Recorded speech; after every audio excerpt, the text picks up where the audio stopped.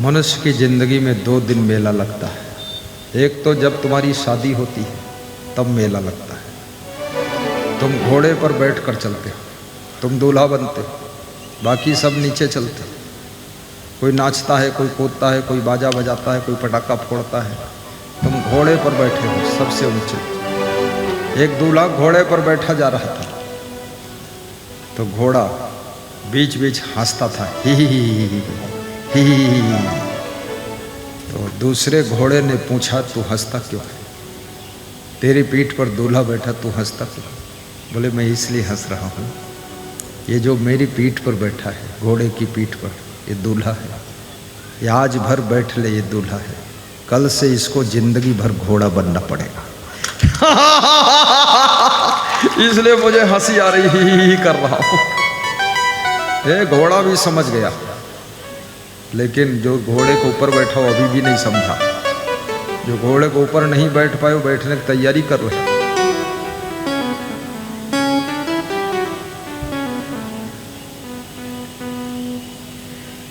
बहुत कठिन है। तो एक तो मेला तब लगता है जब तुम्हारी शादी होती है। और शादी, क्या बात करते श्रीमान जी। शादी में जो बेटे का बाप होता ना और बेटी का बाप, दोनों बापों को इतना अहंकार भरा होता है। कर्जा ले लेकर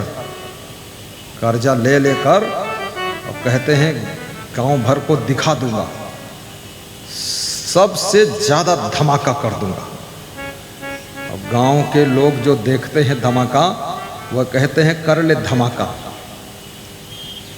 1 साल बाद मेरे बेटे की शादी हुई तो मैं भी तेरे से ज्यादा धमाका करूंगा।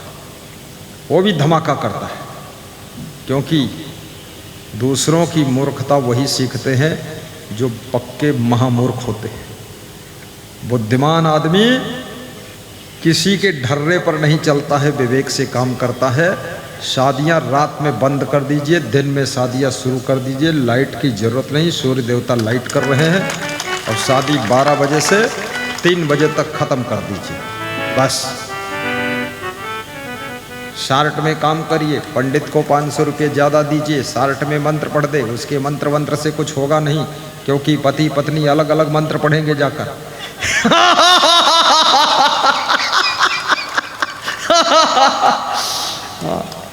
फालतू वहाँ गणपति गंगवा कर रहा है। अरे ये गंगवा वाले हैं, गंदा नाला वाले हैं लोग। जल्दी निपटाइए। एक टाइम भोजन बस। कम से कम लोगों को शादी में बुलाइए, ज़्यादा से ज़्यादा संख्या 111 बस। खास रिश्तेदार। फालतू खुराफात, फालतू बात, फालतू दाल भात और फालतू बकवास। सब झंझट खत्म करो।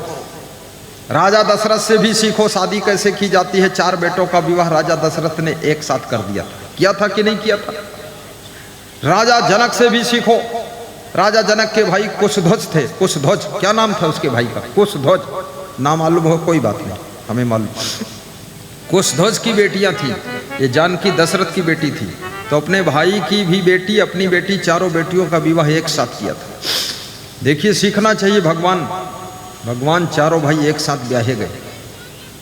खर्चा 4 गुना जो आना था 1 गुना निपट गया।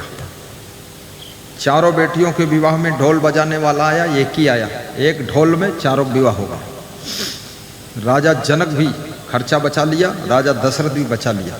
और मजे की बात, ब्याह होने के बाद राम भगवान कभी ससुराल गए ऐसा लेख नहीं मिलता है। लेकिन आजकल के घर घर ऐसे राम हैं, एक टांग ससुराल में रहती है। हाँ, इसलिए घर चौपट। अब विवाह होने के बाद सीता जी कभी मायके गईं कि नहीं गईं, लेख नहीं मिलता है। क्या मायके में रखा? साधु होने के बाद मायके की फिक्र छोड़ो। साधु बनो तो घर बार का मोह छोड़ो। कितने लोग साधु बन गए। एक लंगोटी घर में रखी रहती, दूसरी लंगोटी कुटिया में रहती, और दोनों लंगोटी में खिंचे रहे बाबा जी। क्या काम करते हो? साधु बनो तो पक्के बनो, फिर माया मोह छोड़ ही दो, फिर आश्रम की उन्नति करो। अगर घर गृहस्थी में भी लगाव रखोगे तो आश्रम में चोरी करके घर में पहुंचाओगे। यही नाटक बनाओगे और क्या करोगे? आश्रम चलेगा? आश्रम नष्ट हो जाएगा। मेरा जन्म स्थान मेरे आश्रम से मात्र 12 कोस पर है। जब प्रोग्राम करते हैं तभी जाता हूँ, बाकी जाना नहीं वहाँ। ऐसा ही प्रोग्राम करो या पधरौनी प्रोग्राम करो, वहाँ क्या जाना है। जब निकलता हूँ वहाँ से 5 किलोमीटर दूर पर गाड़ी निकलती, रास्ता वही है, वहाँ मैं सोता ही रहता हूँ गाड़ी में। उसमें क्या देखना, ये गांव को मेरे सड़क गई, ऐसी ऐसी सड़कें बहुत गई। सब दुनिया भर के गांव हमारे ही गांव हैं और दुनिया भर के लोग सब हमारा परिवार है। इसमें मोह ममता करने की जरूरत नहीं है। याद रखना, साधु संत को अपने घर गृहस्थी का मोह ममता सब त्यागना चाहिए, तब लंगोटी पक्की बांध करके साधु बनना चाहिए। और स्त्री को भी शादी करना है तो फिर ससुराल में पूरा प्रेम जोड़िए। फिर रोज अपनी माँ को फोन मत करिए, मम्मी आज तो भिंडी की सब्जी बनी है, मम्मी यहाँ बनी भिंडी। कितनी बेवकूफ लड़की है ये, फालतू मम्मी को परेशान करती है। और मम्मी भी पागल है, वो भी सुबह शाम 3 टाइम फोन करती है, बेटी अच्छी हो, कोई तकलीफ तो नहीं है? हाँ मम्मी थोड़ा सिर में दर्द है, तो टेबलेट खा ले बेटी, नाक में दर्द है, कान में दर्द है। मम्मी भी पागल है, लड़की भी पागल है। मम्मी की उसमें क्या जरूरत है? अरे तुमको अपने ससुराल की कंडीशन, पोजीशन, सिचुएशन के अनुसार डिसीजन लेकर के काम करना है कि तुम्हारा घर मम्मी चलाएगी कि मम्मा चलाएगा, पप्पा चलाएगा। जिसको स्वयं अपने घर को संचालित करने की अकल नहीं है वो घर को सत्यानाश करके रख देगा। जिसको स्वयं जिंदगी जीने कला नहीं है वो आश्रम को भी बर्बाद कर देगा। बोलिए सद्गुरु भगवान की जय। मुझे विश्वास है कि अब बहुएं मम्मी को फोन कम करेंगी। ये भी भरोसा है मुझको, मम्मी भी लड़कियों को फोन कम करें। अपनी लड़की की जिंदगी में इंटरफेयर मत करिए। हमेशा यही सिखाइए कि पति की गम खाना, सास ससुर की गम खाना, मेहनत खूब करना, संतोष पूर्वक रहना। तेरा असली घर वही है, ये घर अब तेरा नहीं है। यहाँ तेरी भाभी आ गई, यहाँ सरकार भाजपा की बन गई, अब कांग्रेस सरकार वहाँ है। झंझट खत्म हो गया।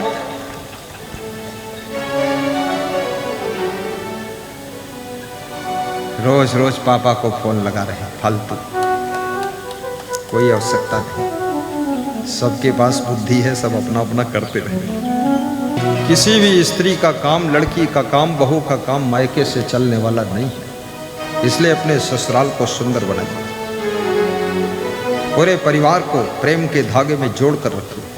Management, arrangement, settlement, super decision अच्छा लीजिए। सबसे कनेक्शन, रिलेशन टॉप कर रखिए। इन्फेक्शन अपने घर में मत फैलने दीजिए और डायरेक्शन सबको अच्छा दीजिए।